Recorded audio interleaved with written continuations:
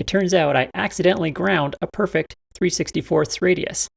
I was wondering if that horseshoe was still up there. Turns out it is.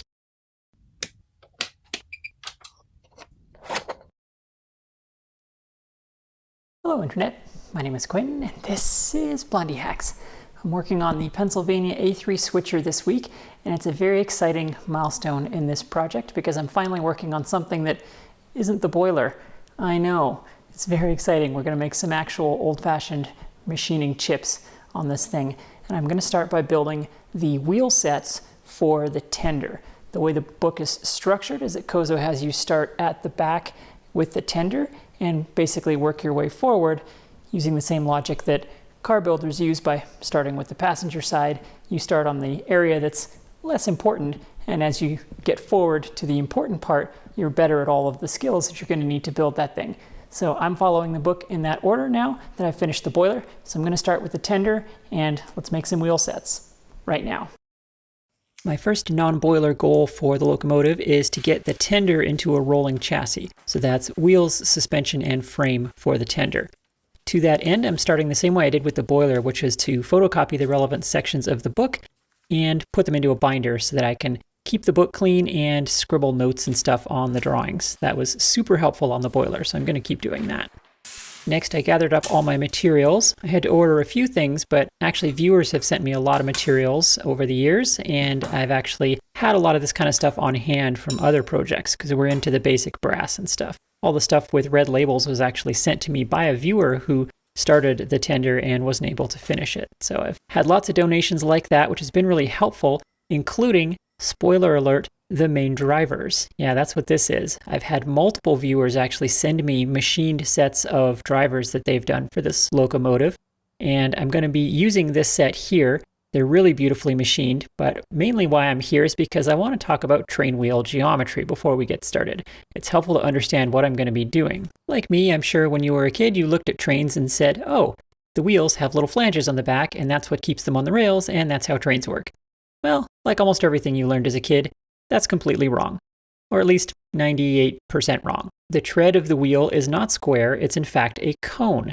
And that cone shape is incredibly clever. Let me tell you, people are smart. This cone shape serves two primary purposes. First of all, it causes the wheels to naturally track in the center of the rails because the cones are oriented in opposite directions at either end of the axle. And secondly, it acts as a differential. Because the two wheels are joined by a rigid axle, they can't turn at different speeds in corners. The outside wheel needs to turn faster, but it can't. So the cone shape, in combination with lateral movement that's built into the bearings, allows the entire axle to shift left or right, which puts a different radius of cone on the rail at that point, effectively creating a larger wheel on the outside and a smaller wheel on the inside, which allows those wheels to continue to turn at the same speed, but cover different distances around the corner. Very, very clever. There's also a bunch of tapers on the flange, and the flange is rounded, and there's other elements that are all built into the geometry. So it's surprisingly complex, even though as kids we thought trains were very simple. I'm going to start the work by grinding up a tool bit. There's a bunch of 15-degree angled features on these wheels, and we need sort of a generally useful turning and trepanning tool. Kozo has a design for this suggested in the book, which looks very much like this. It's a simple 30-degree included angle with a rounded nose on it. I didn't have a tool like that, so I dressed up my grinding wheel and ground up a tool. Once the angles are on there, I freehanded a nice, reasonably sized looking nose radius on the end, which would turn out to be incredibly lucky, as you'll see.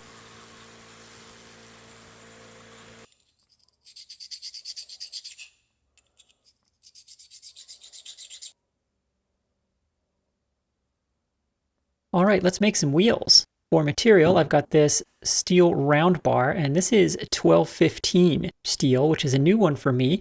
It's a variation on 12L14. It's a free machining steel, but it has no lead in it. This is an alloy that my viewers told me about, and I wanted to give it a try, so since I had to order material for this anyway, I thought I'd try out 1215. I really love my free machining steels, but it's nice to have something that doesn't have lead in it if possible, so let's see if this stuff lives up to the hype. I need 8 pucks of this, one for each wheel, So I'm going to rough cut out those pieces on the bandsaw first of all. Interestingly, in the book, Kozo does not suggest how one might do this without a horizontal bandsaw. His book assumes a very humble workshop, which is a nice feature of that book. But honestly, I don't know how you would do this without a horizontal bandsaw. I mean, you would be there for a month with a hacksaw, and you could do it with a portaband, but even that would be a lot of work. That would be very slow, and you'd get pretty tired of holding that thing up. A cold saw would be ideal, but again, Kozo does not assume any tools that fancy. If I didn't have a horizontal bandsaw, I might have just taken this down to my local welding shop and had them cut it for me.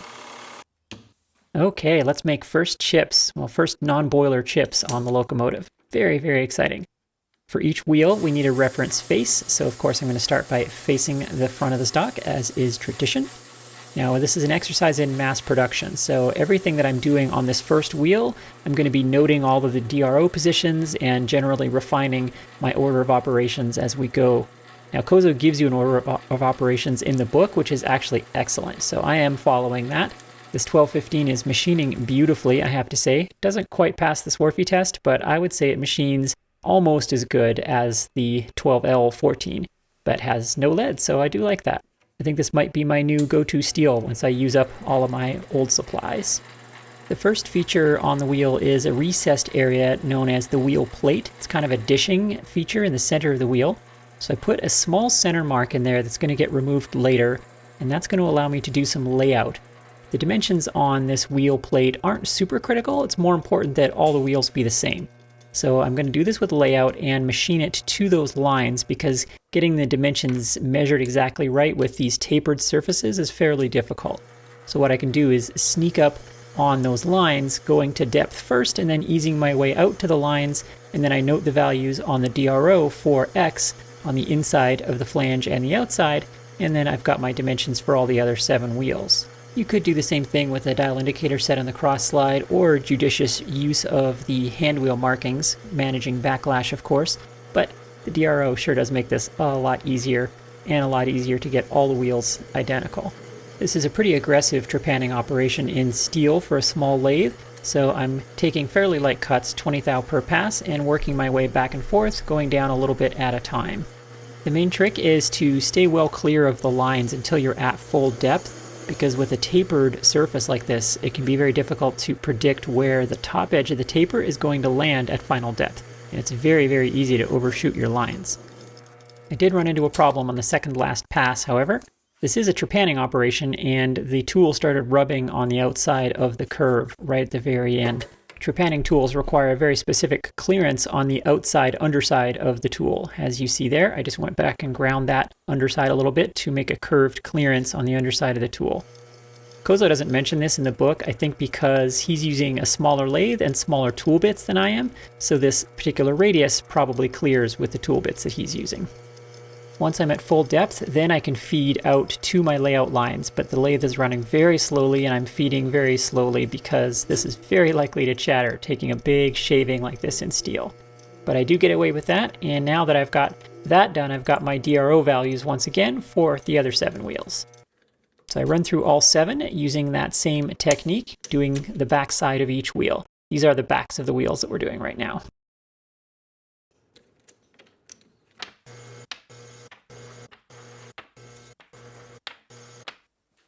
With the back side of each wheel complete, I can now run through them and do the front side. Here we're using that machined backside as the reference, so the first step is to face each wheel blank down to final thickness.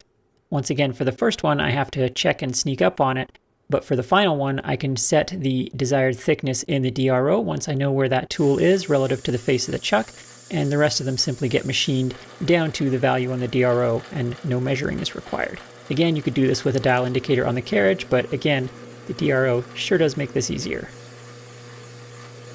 Fun fact about this wheel plate detail, the front detail will technically not be concentric with the one on the other side because we've flipped this part in the 3-jaw. But that doesn't actually matter because you can't see the front and back of a given wheel at the same time. What really matters is that the wheel plate detail is concentric with the axle on the visible front face of the wheel. And that is going to happen because we're going to be doing all of that in the same setup here. To that end, I'm marking this side of each wheel as the front so that when they finally get installed, or rather when I do the flange details, I make sure that the concentric wheel plate is the one that's going to be facing outward. Now this may or may not actually be noticeable, but just in case, I wanted to do this that way.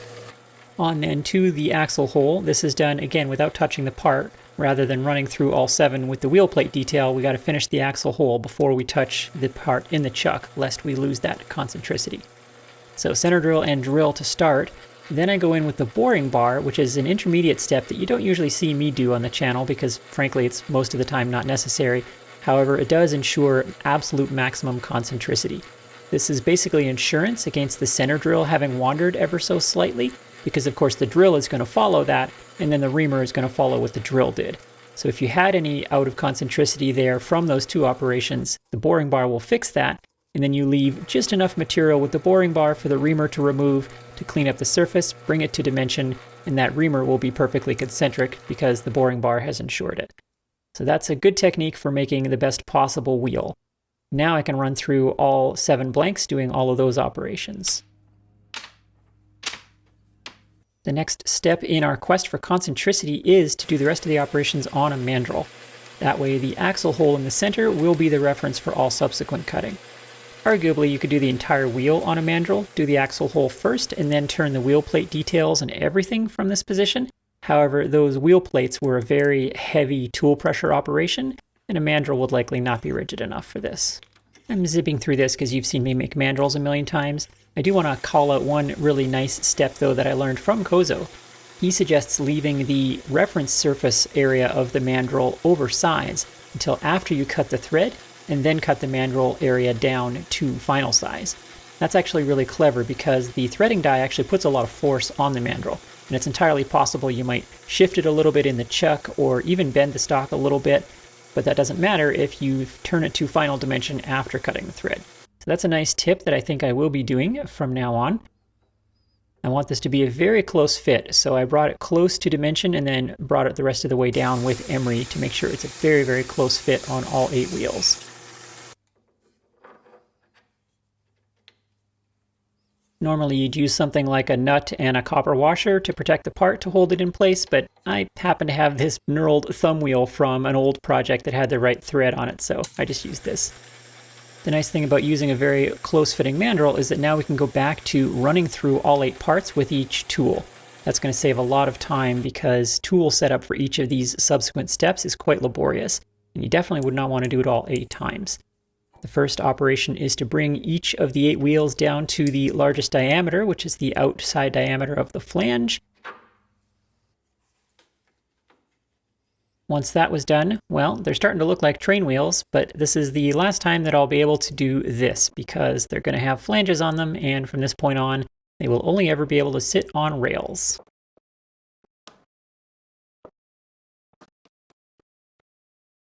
The wheel flange specifies a 3/64 internal radius, so I thought I'd check my tool that I ground earlier and just touch it up to match the radius as needed, but, well, it turns out I accidentally ground a perfect 3/64 radius. I was wondering if that horseshoe was still up there. Turns out it is. The next step then is to rough in the flange for all 8 wheels.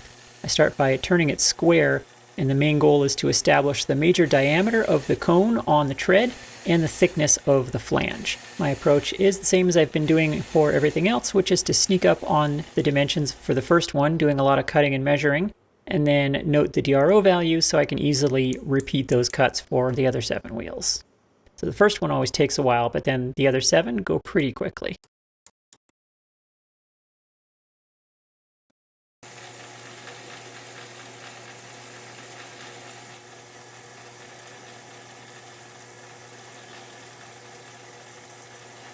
With all 8 wheels brought to that point, now we get into the tricky stuff. It's time to put the clever geometry on all of these wheels. For the cone on the tread, I'm using the technique suggested by Kozo, which is, I think, very clever. I blew the surface, and that'll be key. We'll come back to that in a second. Next, I set the compound up to the 3-degree angle required for the tread, using a protractor here because I don't trust the markings on my compound. And now I can cut the tread with a series of light cuts moving outwards from center. And what that does is allow me to make sure that the cone reaches the diameter needed without ever reducing the major diameter of the tread. The roughed in diameter that we did needs to be the major diameter of the cone when we're done. And when you're cutting a taper, it's very easy to take off too much and end up shrinking the overall diameter by the time you're done. So the way Kozo has you do this is by making light cuts from left to right until there's just a little bit of that blue left at the high end of the taper. And that's how you know you haven't modified the major diameter at all. Once again, I want to use the DRO to repeat that cut for the other 7 wheels. However, because the compound is involved, I don't have a DRO scale on my compound. It's a little bit trickier, but what I was able to do was mark the starting position of the inside or the major diameter of the cone using the X and Z positions on the DRO and by zeroing the hand wheel on my compound at that position. So that did allow me to repeat the cuts. I did blue up the subsequent wheels just to act as a sanity check on what I was doing. Next, I set the compound to 80 degrees in order to put a 10-degree angle on the flange. The flange itself is also tapered. I've got the compound swung around the back here because this is what Kozo suggests. This may have worked to swing the compound the other way, but compounds often have more travel in one direction than the other, and it may have interfered with the chuck swinging it the other way. In my case, I probably could have done it the other way, but I'd set it up once and it was fine. The same trick with the Sharpie mark was used here to maintain the major diameter, so you can see when I'm done, I've just got blue in the corner radius of the flange on both sides. That's the goal. Next, I run through all 8 wheels facing the other way with the same compound angle in order to put a 10-degree angle on the back of each flange. I believe the purpose of this is to make sure the wheels don't ride up on guardrails and switch points, that type of thing. Just a little bit of extra insurance. Then in with the chamfering tool, all 3 outside corners get chamfered. The outermost one is largely aesthetic. The inner 2, though, are not just aesthetic, they are the starting point for creating a curve on the end of the flange. The outside lip of the flange is supposed to be curved. Again, probably makes it run a little smoother in certain situations, reduces the tendency to climb up on guardrails, but also probably largely aesthetic. This curve is created by using a file to turn those chamfers into a curve. That's done by eye and by feel. I'm not going to claim I did great at that, but here we are. Almost done now, but I'm going to do some polishing. Now, thanks to this 1215 steel, I got excellent finishes on all these surfaces, but the polish will really take it to the next level, and it's easy to do since we've got it set up on a mandrel.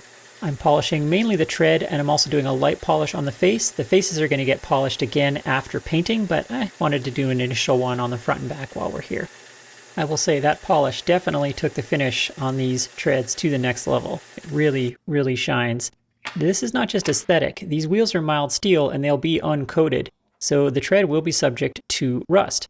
And surface finish is a big factor in how fast things rust. Take a look at this mandrel that we just used. This was a machined part that had been sitting in my bin for many years. And that surface was machined and extremely smooth to the touch, but you can see how the rust has started to form in the depths of the microscopic tool marks. And that's just because a tool cut surface, no matter how smooth it is not perfect. And polishing will really prevent quite a bit of that kind of rust. Surface finish is the reason that your cheap 123 blocks sitting in the drawer don't rust within the first month.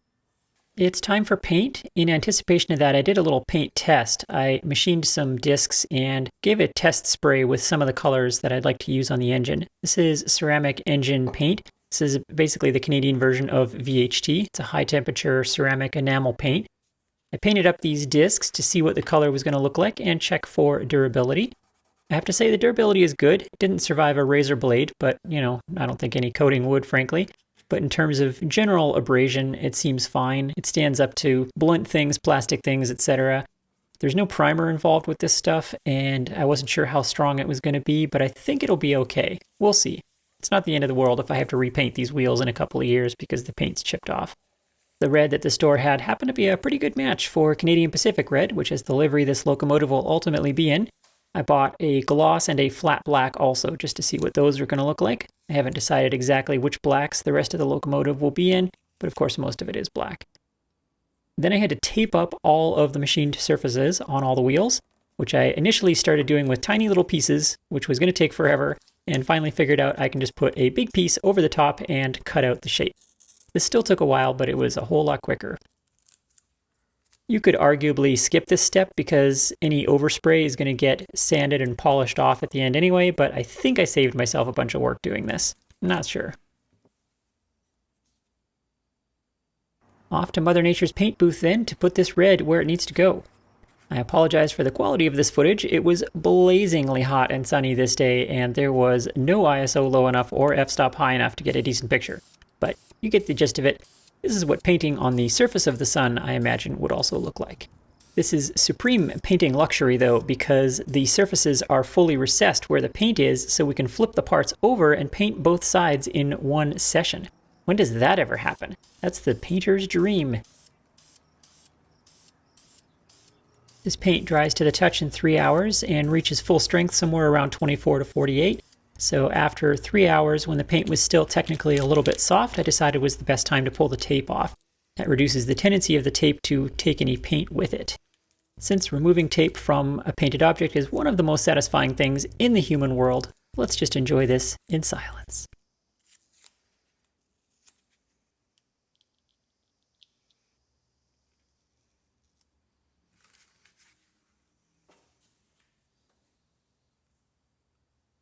Inevitably, there were some missed spots where the tape covered up areas or I just missed them with the spray. So I decanted some of the paint into a small container and I touched up those areas with a brush. I'm not concerned about getting paint on the machined surfaces because once again, there is going to be a final polish that will remove that. And I will say the paint is not perfect. I did get a couple of bubbles and some other imperfections from the spray. There's a bit of a learning curve on this paint that I need to climb, but the wheels aren't super visible anyway. They're behind suspension, so I think it'll be okay. For the final polish, I dug through my mandrel box and I found this thing, which was actually a roll-forming mandrel for 4-inch boiler heads. I got some 320 grit paper and some spray glue. Combine those two away from face, and we'll have a nice sanding disc that I can mount in the lathe. If only there was some sort of disc-based dedicated sanding machine that would do this job. But there isn't, so I made the lathe do it. Conveniently, this mandrel had a hole in the center of it, which will allow me to punch a hole in the sandpaper, and I can run a piece of drill rod in there. And that is going to keep me from dropping these wheels, which would be potentially catastrophic. I'd be very sad if one of these flew out of my hand and I dropped it while I was doing this. The drill rod is some cheap insurance against that. The method that Kozo suggests for this is to make this sort of disciplinary paddle of emery paper that you can hold up against the wheel with pressure from the tailstock. The problem is that requires you to be able to hold the wheels in the outer jaws on your chuck so that the emery isn't touching the chuck. I'm not able to do that because my chuck is larger than Kozo's, and I thought, well, I'll just put the pad in the tailstock and make it smaller. But then I thought, well, I have the pad here and it won't fit in my tailstock, but it will fit in the chuck. And that's how I landed on this approach. I actually did go ahead and make that paddle though, because I could foresee many other uses for it, particularly with certain commenters. Criticize my diction? That's a paddlin'. Watch one video, then ask a question I've answered 1,000 times? That's a paddlin'. Tell me to use some tool or machine I don't have and can't afford? That's a paddlin'. You see where this is going. That setup worked quite well, I have to say. Here are the 8 polished wheels with the excess paint removed. Once again, that paint is far from perfect, but I'm actually pretty happy with how it turned out. On now to axles. For this, I have a piece of precision ground 316 stainless round bar. It's the right diameter, and being ground, I think it'll save me a lot of work. And I kind of like that it was stainless because, of course, it won't corrode. It's certainly not necessary for these parts, but it'll save me some time. I started by rough cutting them on the bandsaw, and then I faced down each of the 4 pieces to length. At a high level, the approach I'm using is a little different than what Kozo suggests. The concentricity of the axle's outer surface to the bearing journals that we're going to be creating doesn't actually matter that much. It matters a little bit for balancing the mass around the center of rotation, but the insides of the axles, the outer surface of the axles, doesn't actually touch anything on the final part. The bearings here are on the outsides of the wheels. So really what matters is the concentricity of the bearing journals with respect to the wheel journals. That will determine how smoothly the final wheel turns on the rails. So once I have the 4 pieces at length, then I go in with my collet chuck and I'm going to put centers in both ends of each piece. This will create centers that are concentric within the limits of this collet chuck, which turns out to be about 1,000th. I was curious, so I tested it. It's a very cheap collet and a homemade collet chuck, so yeah, it's about what I get with this thing. But again, the concentricity of the center to this outer surface isn't actually that critical because the outer surface is not interacting with any mechanisms. I was a bit nervous about the center drilling portion of this job because this is stainless, and drilling stainless, particularly some of the more exotic stainlesses, can be very, very tricky. This stuff does love to work harden. I don't have a lot of experience with 316, so I wasn't sure how easy this would be, but honestly, this went just fine. As long as you get in, make your cut, get out, and I'm using anchor lube there, which I find to be an excellent lubricant for stainless. I mean, because that's basically what it's designed for. I got a bit of a burr from that center drill, so I stoned that off, flipped the part around, and created a center on the other end. I'm going to be using these centers for the final machining, but putting centers in shafts and axles and such is always a good idea because you can always use those centers later if you ever need to remachine something or balance it or do other work on that axle. My goal then is to ensure maximum concentricity between the bearing journal and the wheel journal at each end, and it doesn't hurt to have good concentricity between the bearing journals at each end, although that's a little less critical because of course there is movement in the suspension. Doing this between centers of course ensures maximum concentricity, but also allows me to remove the part, put it back, flip it end for end, test fit, etc. without ever losing that concentricity. That's the power of turning between centers. The stainless is cutting beautifully. The finishes on it are really outstanding. However, it is making a lot of noise. This is common with long, thin parts in tough cutting materials when turning between centers. They often ring like a tuning fork. Sometimes that means you're getting chatter, but not always. Sometimes the parts just sing. So for that, I can put a little damping material on it. This is some rubber. You can also use leather. I've seen people do this with lead, and that at least takes the edge off. It doesn't completely eliminate the ringing, but it helps quite a bit. Somewhere around axle end number 5, I was wondering if the rubber was actually helping or if that was just the classic chatter-SIBO effect. So then I did one without, and blood started coming out of my ears, which is not typical for me, so I put it back on for the rest of them. I'm really taking my time with these dimensions. All of these dimensions have very close tolerances. A 1/2 thou tolerance on the wheel journal and a 1 thou tolerance on the bearing journal. That wheel journal especially is critical. You gotta nail that dimension because it's a Loctite fit. It has to be a very, very close fit. Once those diameters are turned, we do a little undercut at the base of the wheel journal. That's to ensure that the wheel will sit square against the back shoulder there of the axle. You don't want any little fillet left from the cutting tool in there. So an undercut guarantees that. I also put a light chamfer on the end of the axle, deburred everything, and now I can flip the axle end for end, move the lathe dog to the other end, and do the same thing on the other end. As before, everything gets done 8 times. A lot of hours in the shop in this video that I'm not showing you because you don't need to watch all this stuff 8 times. There's one completed axle right there. Again, simple looking part, but surprisingly tricky details, and all of those dimensions really have to be perfect on this one. I can now do a test fit with the wheels. You'll note that the wheel journals stick out a little bit proud of the wheels themselves. That's to provide clearance for lateral movement in the bearings. That's an important part of how locomotive suspensions work and for that differential effect I described at the top of the show. With all 4 wheel sets done, I'll do a little inspection. I'll check the crucial outer shoulder dimension, and that is within 1/1000th, looking good there. And the equally crucial inside shoulder dimension, and that is also within 1/1000th. So careful work and a lot of help from the DRO pay off. Final step is to Loctite everything together so the surfaces are all getting degreased and prepared with acetone. Make sure the Loctite has a good strong grip. Properly applied Loctite is actually stronger than an interference fit as long as the parts won't be subjected to heat. Of course, heat will cause Loctite to fail. Modern retaining compounds really are amazing. Any excess Loctite needs to be wiped off because of course it requires an anaerobic environment to cure, so the stuff that's run out is going to make a mess sitting there forever. Well, there you have it. That is 4 tender wheel sets, all ready for bearings and suspension and everything that goes on the outsides of them. I hope you've enjoyed watching this process. There's so much more that goes into railroad wheels than one might expect, and you can see why building a locomotive takes so long, often a decade or more for many people, because, well, just building the wheels took me about 40 or 50 hours. That's all I have the time for this week. Thank you so much for watching. I hope you've enjoyed this, and thanks to my patrons who make all this content possible, and I will see you next time.